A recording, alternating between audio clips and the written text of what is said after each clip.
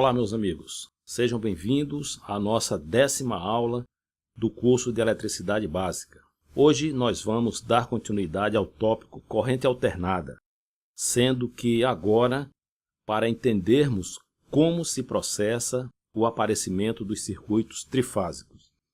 Nós já sabemos que a energia que utilizamos no nosso dia a dia é gerada em corrente alternada, porque isso possibilita a distribuição de tensão em potências elevadas e permite que as redes de distribuição sejam construídas a um custo mais baixo.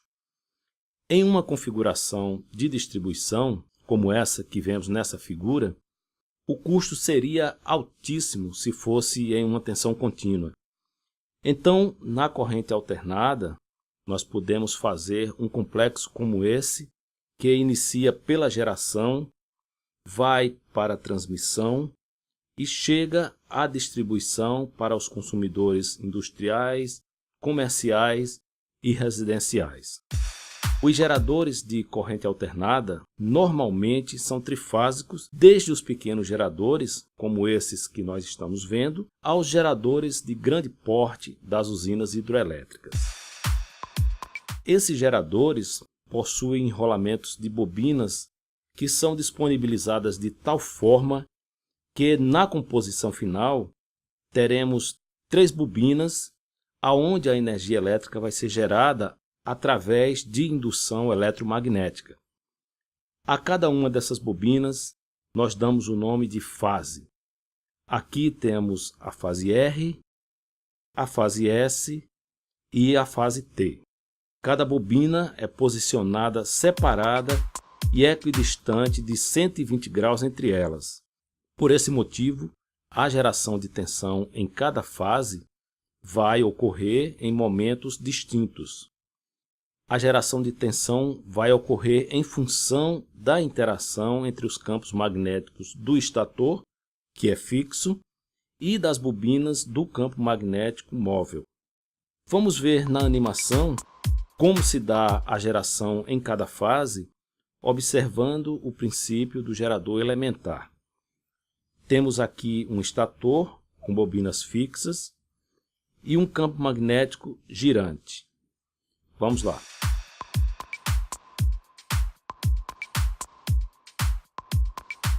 Observe que cada vez que o campo magnético girante corta o campo de uma bobina, ela vai gerar uma tensão em cada fase. Vamos repetir agora um pouco mais lentamente. Observe que quando o campo magnético girante cortar o campo da bobina R, vai ser gerada uma tensão nessa fase. Pronto, tem uma tensão gerada aqui. Agora, quando o campo cortar a fase T, vai gerar uma tensão na fase T. Pronto.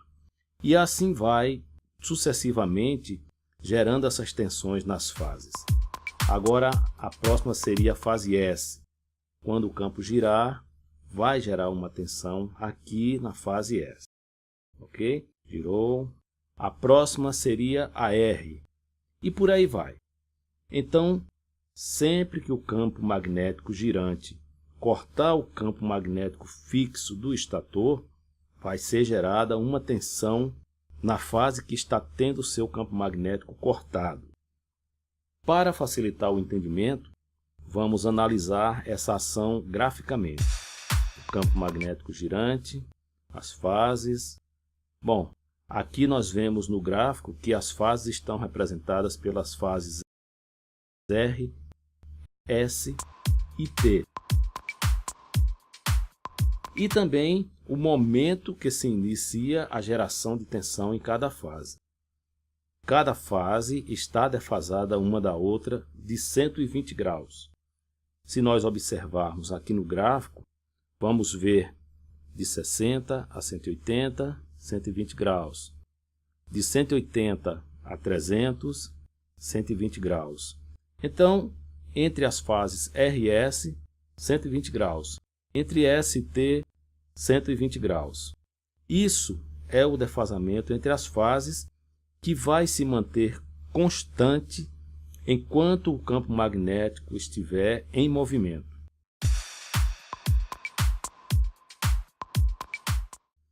Podemos observar nesse gráfico com mais clareza as representações das fases R, S e T e o momento que se inicia a geração em cada fase. Da fase R para a fase S, nós temos uma defasagem de 120 graus. Da fase S para a fase T, também temos uma defasagem de 120 graus. 180 até 300 daria 120 graus. Definidos os níveis de tensão a serem gerados, podemos ter dois tipos de ligações nos equipamentos de distribuição de energia: a ligação em triângulo e a ligação em estrela. Nas próximas aulas, iremos estudar essas ligações com mais detalhes. Por enquanto, nós vamos nos limitar à ligação em estrela, que é a mais comum nos transformadores de distribuição que vão até o consumidor final. Nesse tipo de ligação, as extremidades das bobinas são interligadas por um condutor comum. Veja que cada bobina tem duas extremidades e uma das suas extremidades é ligada a um condutor comum. Esse condutor é o que nós vamos chamar de condutor neutro e tem uma peculiaridade que vai ser sempre aterrado por motivos que nós iremos conhecer futuramente. As demais extremidades das bobinas são o que nós vamos chamar de fases: fase R, fase S e fase T, onde cada fase representa uma bobina do gerador. Agora vamos entender como se dá a distribuição de tensão na ligação em estrela. Em um sistema de 220-127 volts, nós teremos duas tensões diferentes. A tensão entre fase e neutro, que chamamos de tensão simples, e a tensão entre fases, que podemos chamar de tensão de fase, tensão de linha ou ainda de tensão composta. Nessa figura, nós podemos ver com mais clareza a dinâmica das tensões no circuito ligado em estrela. No circuito que criamos, a tensão entre as fases, que é a tensão composta, é sempre 220 volts. E a tensão entre qualquer uma das fases e o neutro vai ser sempre 127 volts. Preste atenção em um detalhe interessante. As tensões das fases, elas não se somam.